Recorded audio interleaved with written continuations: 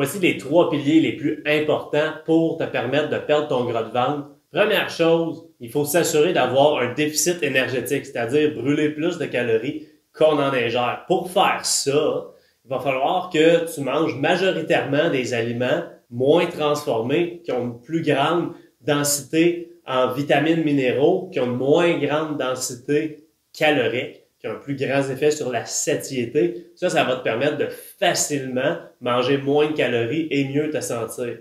Deuxième point critique, c'est de t'assurer de manger une quantité de protéines qui est adéquate. Ça va te permettre, premièrement, de dépenser plus d'énergie juste à digérer la nourriture que tu ingères parce que les protéines nécessitent plus d'énergie juste pour être métabolisées.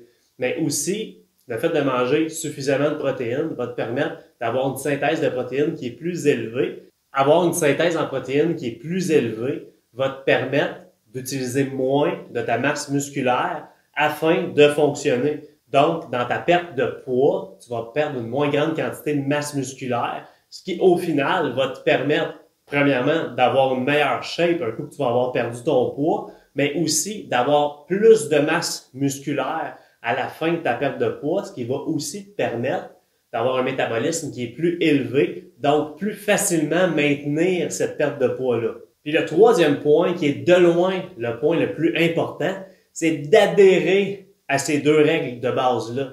Donc, pour adhérer à ça, ça se peut que tu aies besoin de faire des compromis, comme par exemple, d'avoir une approche en nutrition qui est peut-être un peu plus flexible, qui te permet de manger des aliments moins santé, moins clean, mais qui va faire en sorte que tu es capable d'adhérer au plan. Mais par contre, si tu incorpores des aliments moins santé, il va falloir que tu t'assures de suivre l'apport en calories de ces aliments-là pour bel et bien respecter le point numéro 1. Puis aussi, peut-être qu'il va falloir que tu aies un supplément en protéines à portée de main pour t'assurer d'être capable de respecter le point numéro 2, c'est-à-dire manger suffisamment de protéines.